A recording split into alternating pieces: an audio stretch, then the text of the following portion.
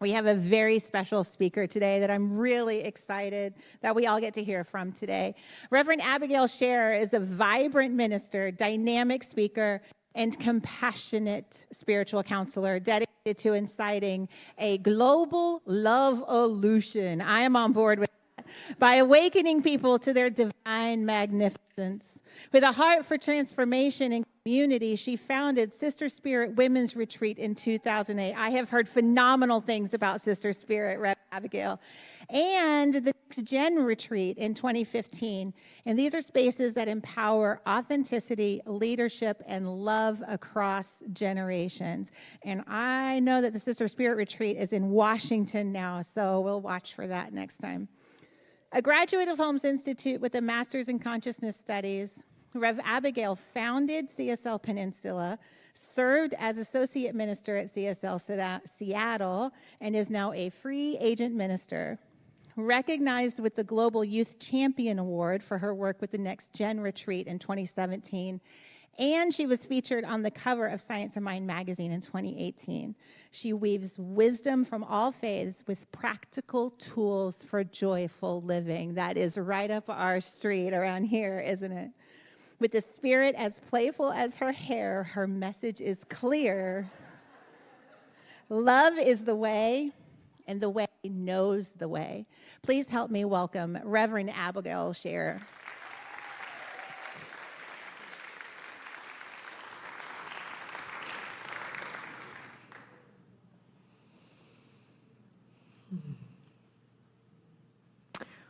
What if I were to tell you that the Messiah is in this room? What if I said the second coming of Christ is here? What if the person who brings peace to this country is here? Or maybe online? How would you treat those around you? Would you look around? Is it Sherry? Is it Johnny and Robbie? Is it Shelley? Is it Doug? Who is it? All of us, for those of you who online didn't hear that. It's an interesting story that comes from the Different Drum by M. Scott Peck. And he talks about a monastery. The monastery was dying and only a handful of monks were remaining. And a rabbi, a very wise, respected elder rabbi, came to the monastery. And before he left, he whispered, "The Messiah's among you." And the monks began looking at each other with newfound reverence. Is it him? Is it him? And they started treating each other as if they were God incarnate. And something shifted in that monastery. Something awakened within them. And it started drawing people to their order. And before they knew it, it was bustling and thriving. I love that story because it reminds me of who we are, of our potential, of who we can be. And the question is, are you embodying that? Are you embracing it? Are you looking upon your neighbors, your friends, those you love, those you hate? In that sense, is it possible for you to see the incarnate in them? And is it possible for you to see the incarnate in yourself?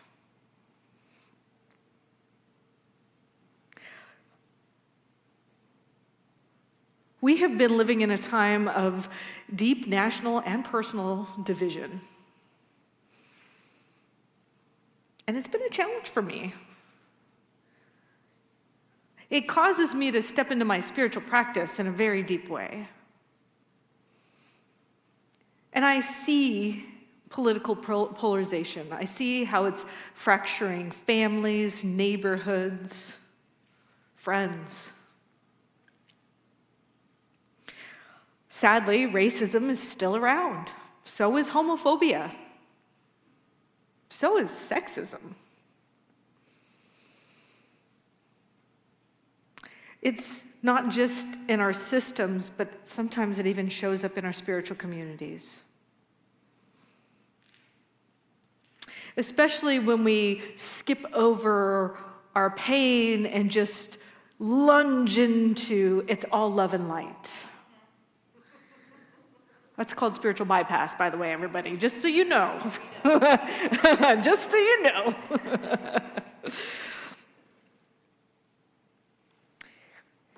It's really easy, I've noticed, especially in New Thought communities, many of which I've been a part of. I've heard people say it a lot. Well, everything's fine. Everything's happening for a reason. Don't worry about it. We're all one. It's true. We are all one. It's true. We are all one. But how does that make you behave? How does it stir you? How does it open you to what the next right and perfect steps are for yourself, for this community, for this country, for this world?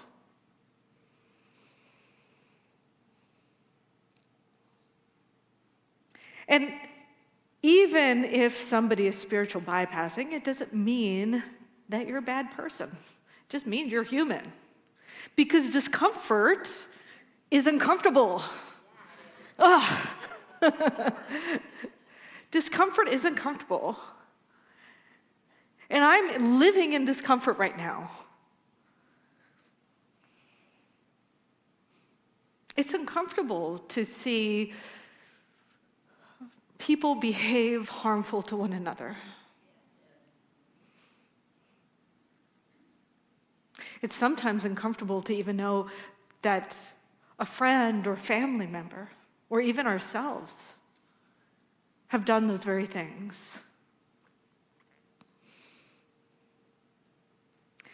But I recognize that discomfort is actually a sacred space. Discomfort is that in-between place. The place of the mystery. There may be women in this room who've been pregnant before. And in the space of before the pregnancy and the actual baby coming through, there's discomfort. There's discomfort because there's this gestation time period. Things are rearranging, things are being taken apart, nutrition is coming from all over areas. Like there's just like this whole thing that's happening. And the mom has some control by eating certain things and the thoughts and methodology, but there's still a lot that's out of the mom's control. And maybe our country is in that place of discomfort right now. But it's actually a place that leads up to birth. If we're willing to participate. If we're willing to say, I'm going to be part of this co-creation. I'm going to be part of making sure the nutrients go in the body of my community. I'm going to be a part of contributing to the vision of what a world that works for everyone looks like. I'm going to be a part of making sure that I am utilizing every possible tool I have for the benefit of humankind.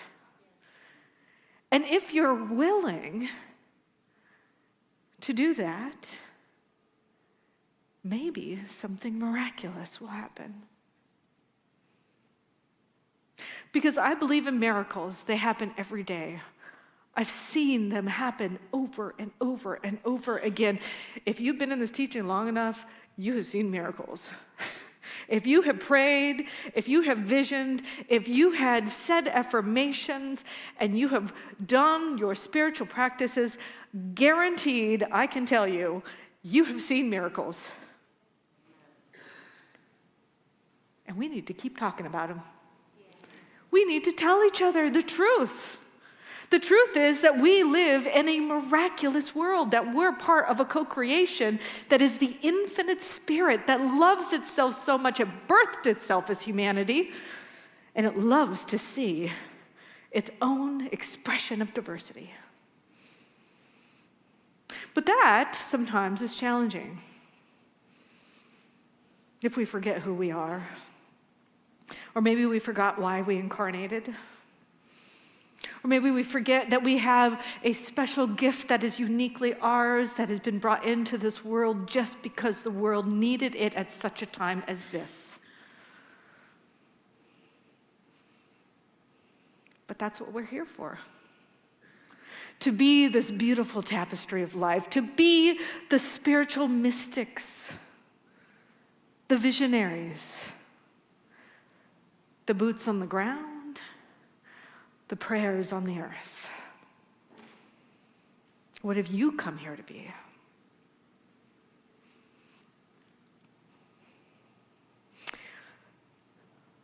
It's interesting because a lot of people say, well, we're a welcoming community. We're a welcoming community. The question is, if we are a welcoming community, does everybody feel like they belong? I love Brene Brown. I'm a huge fan. Big Brene Brown fan. And she says that true belonging is not about blending in. She says belonging doesn't require us to change who we are. It requires us to be who we are. It is not sameness. It's sacred diversity at the same table. She also talks about belonging being different from fitting in. Fitting in asks, what do I need to change in order to be accepted by this group of people? And belonging asks, can I show up as my whole self and be loved as I am? The truth is, everybody longs to be seen and heard and appreciated and loved for exactly who they are. But that doesn't always happen. And people get their guard up.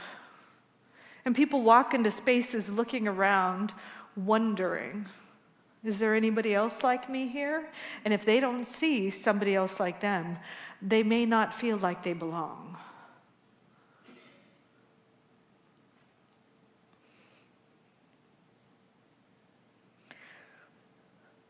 We have to do some more work to create a sense of connection, to create a sense that anybody who walks into this community and other communities like this, that they can walk in and see a reflection of themselves around them.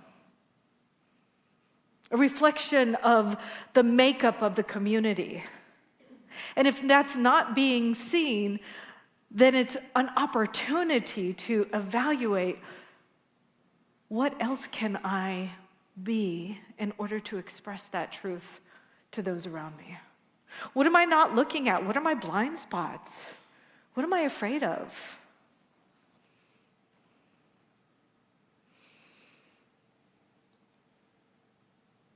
If you've heard the name Brian Stevenson, you would know that he's the founder of the Equal Justice Initiative. And he says that the first step in healing injustice is proximity. He tells the story of visiting people on death row. And he looks at them in their eyes, seeing the humanity in these people. Is that something that you could do? Knowing what they've done? He can. He also knows that there's a percentage of people who are on death row who've been unrightfully accused of something that they did not do. and he is committed to justice. But even in that, his mission is about bringing people in, about embracing humanity and recognizing that each of us, this is what he said, each of us is more than the worst thing we've ever done. He didn't send love from a distance. He looked at people in the eye and saw that there is something beyond, something more than any action that's been taken. Now, maybe you're in this room or you're online and you've done some pretty difficult, challenging actions. Well, that doesn't mean that's the truth of you. The truth of you is that you are a being here who put on an earth suit and forgot who you were. And your job is to remember. I watched this video 10 years ago that actually changed my life. It's a TEDx video about forgiveness. The man's name who talked is Sammy Ronhell. And he doesn't start off with the crux of his story, but I had to just go right into the crux of his story. The crux of his story is that he was a gang member. He was incredibly violent, and he was even taken from one prison the guards wanted to take him to a more maximum security prison. And when he got into front of that maximum security prison, the guards there said, "No, he is too violent. He is not welcome here. We are not able to handle him." And for some reason, in his heart and in his soul, he said, it's something to be rejected by society, but to even be rejected by prison, what kind of person is that? And he goes on to talk about how he got into a different prison system and he was required to do, or he agreed to do some type of therapy, and he thought, I'll play this game. I'll do this therapy thing. And in therapy, because he thought he would get a limited sentence if he did this therapy, the therapist asked him about his mother. And when he started talking about what he had experienced as a kid, the incredible abuse from his mother and his mother's brother, raping, shame, humiliation, terrible things that no human should ever experience. And how he had to get away, and when he finally ran away from his house, he was so angry, he wanted to beat people up. And he maintained that anger throughout his life until he got in front of this therapist. And the therapist asked him if he had ever committed anything like his mother had done to him.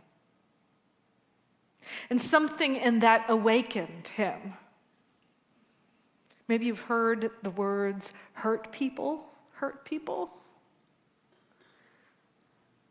And he had a life transformation. Because for the first time he was heard, he was listened to, he was acknowledged as a human. He was told that the things he had experienced, that nobody should have to experience that. He felt love.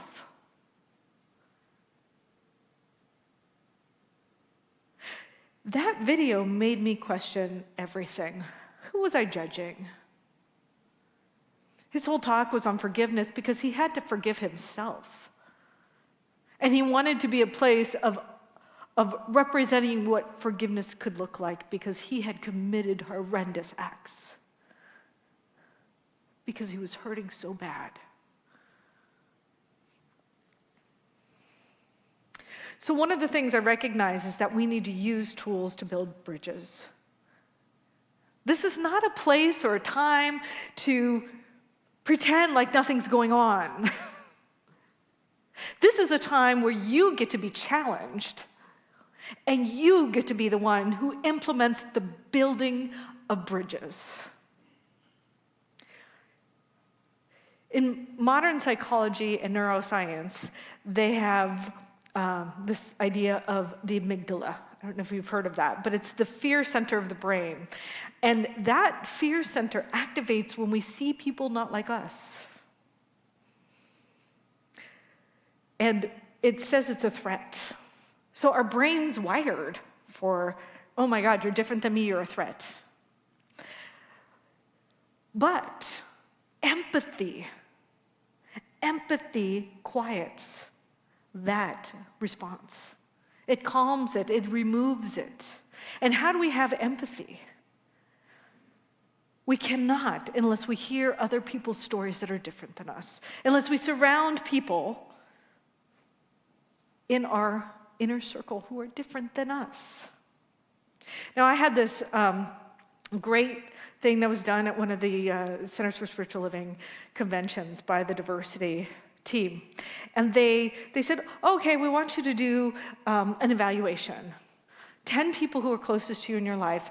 No family. Family doesn't count. 10 people that are closest to you. Now, first of all, I want you to write down their gender. Then I want you to write down their age. Then I want you to write down their educational level. Then I want you to write down their ethnicity. Then I want you to write down their physical ability. So they went through all these different things. And they said, okay, now look at your paper. This will show you where your biases are. And I looked at my paper, and I am, first of all, a gay woman, and second of all, I do women's ministry a lot. So I noticed all the people on my paper were women. And I was like, oh my God, at least I had different ages, I had different ethnicities. I was really proud of myself for that. But then I was like, okay, I don't have any men in my intimate life. Right after that workshop, there was another workshop that was about radical self-care and accountability, and there was 2 men who are ministers who were sitting in front of me. And a friend of mine and I, who are prayer partners, they were like, the 2 men looked over at each other and said, hey, you want to be radical accountability buddies? And they looked at each other. And I looked at my prayer partner buddy, and I turned to her and I said, hey, you want to invite them to be our radical prayer partner accountability buddies? And she's like, yeah. And so immediately I pulled 2 men into my life who I'm very close to now. We've been radical accountability buddies weekly for the last 7 years. But I wouldn't have noticed that if I hadn't paid attention, if I hadn't done this activity, if I hadn't evaluated my own life and looked at my own biases. It's really important. Does everybody around you vote like you? Do you have dinners with people who are different than you? Is everybody in your same age bracket? Just ask yourself these questions. And if you notice you might have a tendency towards one direction, take action, take initiative, go outside of your comfort zone. Invite somebody in that might be different than you.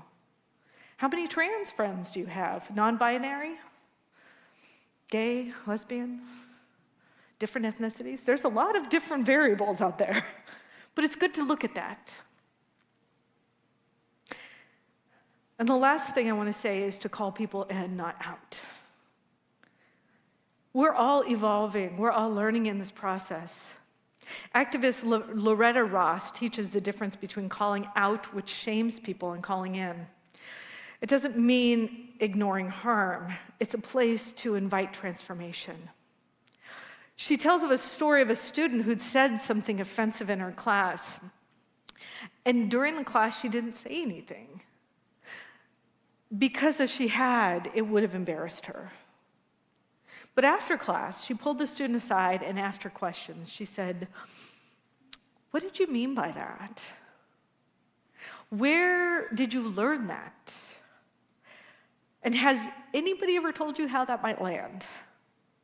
And then Ross told her own experience of how that particular slur lands for her. I've had this happen a lot for me.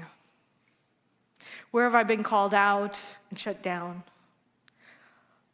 I used to, when I met my wife, she corrected me because I called her Hispanic, and she's not. She's a Latina, because Hispanic implies that you came from Spain, and the Spaniards invaded Mexico, and her family is indigenous and did not come from the Spanish, so Hispanic is not appropriate. I had no idea. I grew up in New Mexico. Everybody called it Hispanic, all the Mexicans, and I didn't know. Even the Mexicans did, so that was new for me. But she was Mexican from California. And it was a very important distinction for her. I had to learn to say unhoused instead of homeless, undocumented instead of illegal. People have pulled me in, they've called me in. Because our words have power, and how we speak about things makes a difference. So I want to invite you to consider, who are you judging? Who is missing from your circles? And who needs an invitation instead of correction?